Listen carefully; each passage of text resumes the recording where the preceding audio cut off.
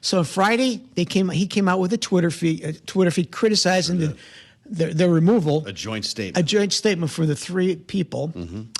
Friday at midday, or late afternoon, the New York Times comes out with a story about the second signal channel. And then at 7 p.m., John Ullyot's editorial was posted on Politico. It seemed pretty coordinated, like the Revenge of the Jedi, if you're a Star Wars fan. But these guys were shown the door, presumably, for leaking already, right? So they've got more to leak. That's you saying that, not me. Okay. Were they not alleged to have been, or is that simply reported? They're alleged to have been leaking. I'm not going to put a correlate, but two and two together on these stories. But your viewers are smart. Well, you have to be careful who you fire sometimes. It all comes out. The 7 p.m. Politico thing was kind of that. It showed me it was moderately coordinated. Dan Caldwell, Darren Selnick, Colin Campbell, and the aforementioned John Ullyot. What's he talking about with more bombshells to drop this week? I kind of know, but I'm not going to say. Really? Yeah. I don't think it's this week. How long does this barrage continue then? So I think here's a couple things. He's at the Easter egg roll today. Yeah, I think a lot of Washington is going to be wondering what rolls next. Okay. From the shoulder up.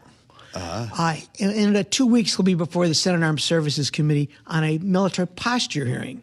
This may be his make or break moment because he's going to get shot at from various venues.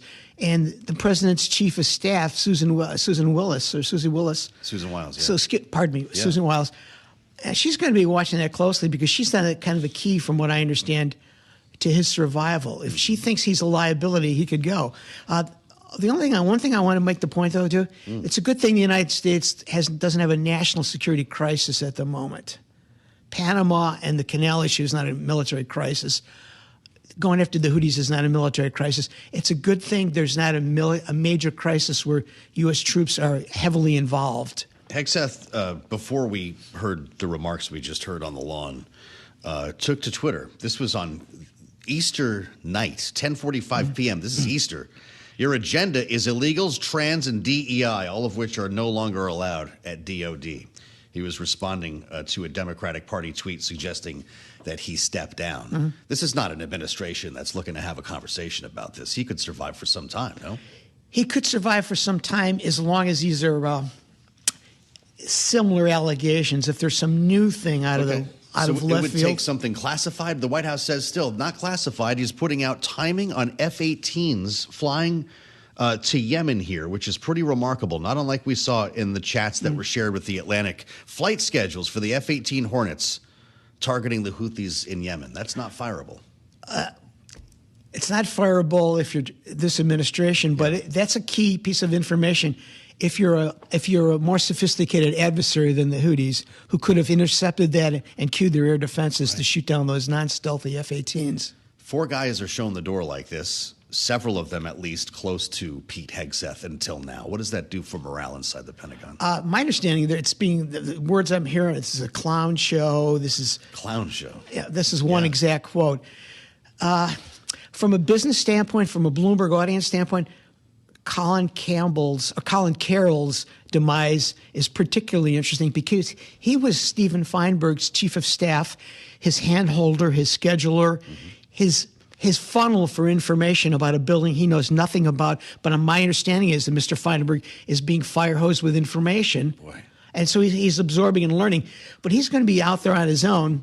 From the Bloomberg audience standpoint, this is the key kind of appointment they should be watching in terms of who the next chief of staff is, because Mr. Feinberg's policies could have major impact on companies. On procurement. On procurement, acquisition, the lash up with Silicon Valley. This is a kind of a key constituency for Bloomberg audience and the defense industrial base in general. Fascinating. Are we on the verge of an announcement? And I'm not trying to change the subject here, but I wonder if this could actually turn our focus at the Pentagon, the announcement of the next generation Navy fighter jet. No, I don't see there as a correlation. My understanding, I was following this pretty closely until about a week ago. It's held up at the Pentagon level in terms of funding issues. Okay. How do you pay for it in the 26 through 30 budget? I don't think there's a connection What between could the be two. imminent is the first $1 trillion defense budget by the time they're done with this reconciliation bill. Do you see it happening? Yeah, I mean, I wouldn't go too far overboard on this because Secretary Austin, on his way out, in the story we broke, suggested about $1 trillion for that? FY 26 and hitting $1 trillion by 27. Well, that's a far cry from Doge, knocking the stuffing out of the Pentagon. I thought defense stocks were falling out of bed a couple of weeks ago because Elon Musk was going to eliminate all these programs. You're suggesting it'd be bigger than ever. It was Austin's idea, and the Trumpies are following it. Okay, well, we'll see, I guess, what Pete Hegseth has to say about that. The testimony that you mentioned is important. It's 2 weeks away. Roughly 2 weeks away. You're either going to see some real bad stories between now and then, or something actually move, something change in the leadership of the Pentagon, no? My sense is you'll see more bad stories, but this is going to be a theater. Chairman Wicker is probably going to have to show some tough love and lay into him. Yeah. There's going to be all eyes on how Hegseth performs, how defensive he gets, how offensive he gets, how linear are his explanations.